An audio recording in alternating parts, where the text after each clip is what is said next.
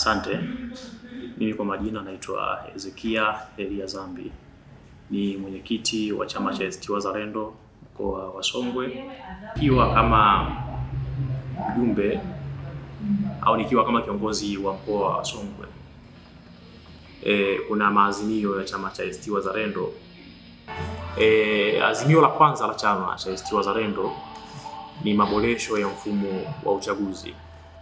Na hili nafikiri tunaelewa ya kwamba mfumo tuliokuwa nao ni mfumo ambao haumpi haki Mtanzania kuchagua kiongozi ambaye anamtaka.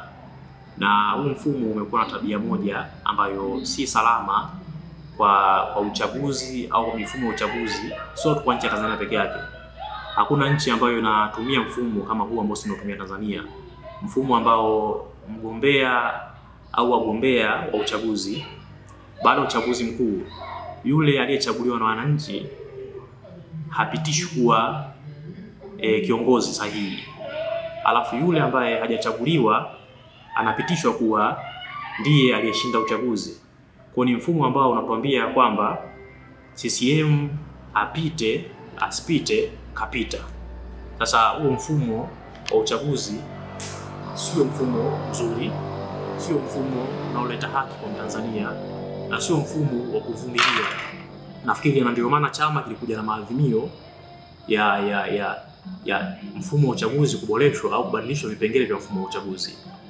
Lakini pia mbali na hilo, tumeona kuna zile ahadi zilizokuwa zikitolewa na Mheshimiwa Rais Samia Suluhu Hassan. Mojawapo ni kupitia maridhiano ambayo yalifanyika kabla ya uchaguzi wa mwaka jana, ambapo yeye alikuwa akiahidi vitu vingi pamoja na kuboresha mfumo wa uchaguzi kwa utakuwa ni mfumo wa uhuru na mfumo wa haki.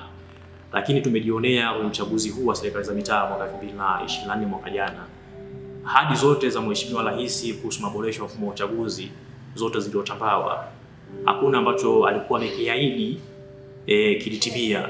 Uchaguzi mwaka jana ulikuwa sio uchaguzi wa haki na haukuwa uchaguzi wa haki kabisa, wala hakuna uhuru uliofanyika kwenye uchaguzi wa mwaka jana.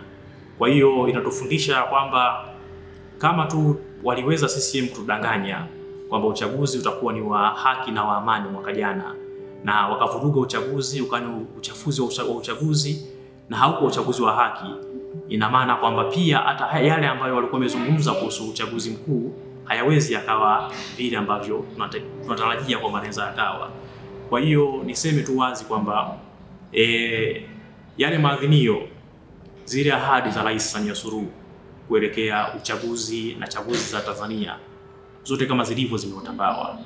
Na sisi kama wanasongwe, kama viongozi wa Songwe, tunaona kabisa wazi kwamba huu uchaguzi hauwezi na hauji kwenda kuwa uchaguzi wa haki kama tukaendelea kushiriki uchaguzi kwa kutumia mifumo hii ambayo inaendesha uchaguzi wetu huu wa Tanzania. Kwa hiyo niseme tu wazi kwamba maazimio ya chama mojawapo ni pia kudai maboresho ya mfumo wa uchaguzi, na tupo hapo sasa. So mwenyekiti na mjumbe kwenye halmashauri kuu ya ACT Wazalendo Taifa, endapo marekebisho haya hayatafanyika, mtaingia kwenye uchaguzi? Nakumbuka kuna jambo moja lilizungumziwa sana, na mojawapo ya hoja ya watu wengi walikuwa wakidai kwamba maboresho ya mfumo wa uchaguzi au maboresho ya katiba ni wrong process, haiwezi kufanyika kwa muda mfupi. Na sisi kama chama tulikuwa tuna vipaumbele vyetu katika maboresho ya mfumo wa uchaguzi, na hivyo vimekaa wazi. Nafikiri vimetolewa kwa wazi kabisa kwamba sisi tunataka maboresho yapi yafanyike. Ni maboresho ambayo mimi hapa naamini kufanyika hayawezi akachukua muda mrefu sana. Lakini sasa inapotokea tunasema tunataka maboresho haya yafanyike kwa kipengele hichi na kipengele hichi, na baadaye hayo asifanyike. Sasa kama nilivyoongea awali kwamba maamuzi yanabaki ni maamuzi ya kamati kuu ya chama taifa, ndio ambayo imepewa rungu, imepewa nyundo ya kuamua kwamba chama kishiriki au kisishiriki uchaguzi. Lakini haya mabadiliko ya mfumo wa uchaguzi ni ya muhimu sana, ni ya msingi sana. Asioni kama kuna ugumu wa serikali kuyapitia na kuyafanyia kazi. Ile isipokuwa ni kwamba kinachofanyika ni serikali ya Chama cha Mapinduzi kuendelea kung'ang'ania haya ambayo sio yabadilishwe, kwamba bakie kuwa hivyo yalivyo. Kwa sababu wanaamini kama akibakia kuwa hivyo yalivyo ni sehemu mojawapo ya loophole ya wao kushinda uchaguzi. mimi sioni ugumu wa haya ambayo sisi tunadai kwenye mfumo wa uchaguzi kubadilishwa.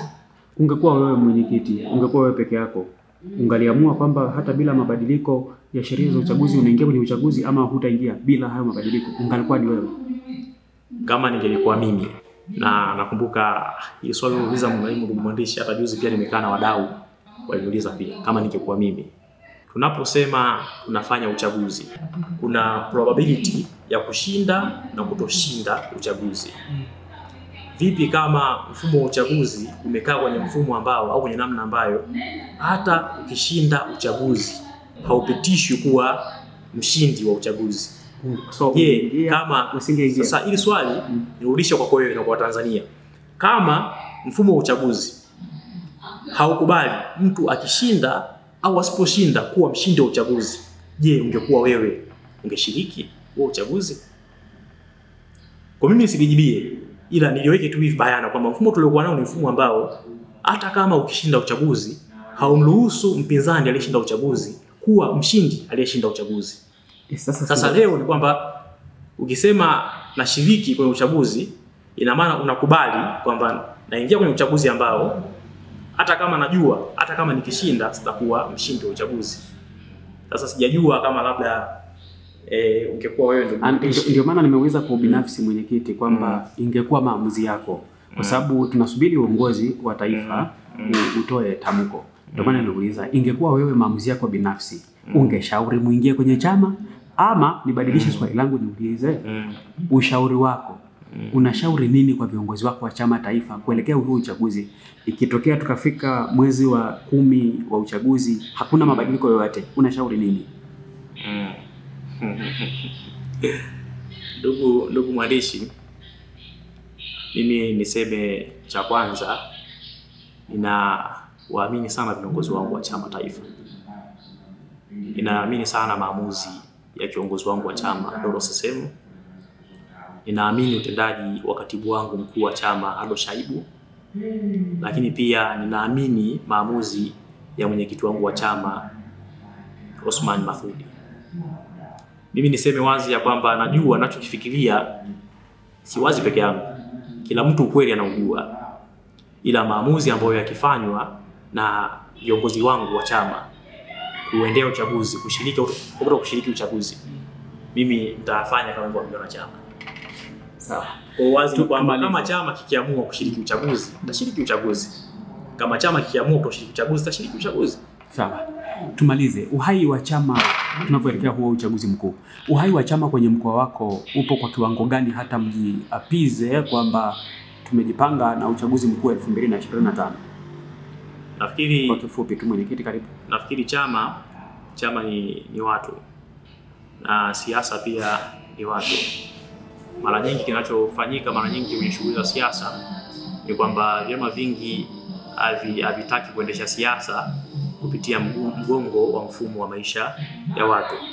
Na sisi ACT Wazalendo kuelekea uchaguzi ni kwamba tunaamini kwamba chama mkoa wa Songwe kipo hai na kipo vizuri kwa sababu chama kinashiriki kwenye matukio mbalimbali ya kijamii. Na chama kinaishi na watu, akiishi na viongozi. Chama sio cha zambi, sio cha katibu wa mkoa, sio cha katibu wa jimbo. Chama ni cha watu. Niseme miongoni mwa shughuli ambazo chama tunazifanya mkoa wa Songwe ambazo hazihusiani na siasa, haimaanishi ni maandalizi ya uchaguzi, haimaanishi ni sehemu ya uchaguzi, ila miongoni mwa shughuli za uhai wa chama mkoa wa Songwe. Tarehe 9 mpaka tarehe 10 mwezi huu wa 4 chama kimeandaa shughuli ya charity. Ni shughuli ambayo chama kinaona kuna haja ya kwenda kuwasaidia watu ambao wanaishi katika mazingira magumu. Na kuna vituo ambavyo vimelengwa kwenda kutembea, ambapo chama kitatengeneza utaratibu mzuri wa namna ya kwenda maeneo hayo kuona watu ambao wanaishi katika mazingira magumu na kuwasaidia. Na nafikiri pia hilo hata kwa wananchi wanalifahamu kwamba kuna tukio la charity limeandaliwa.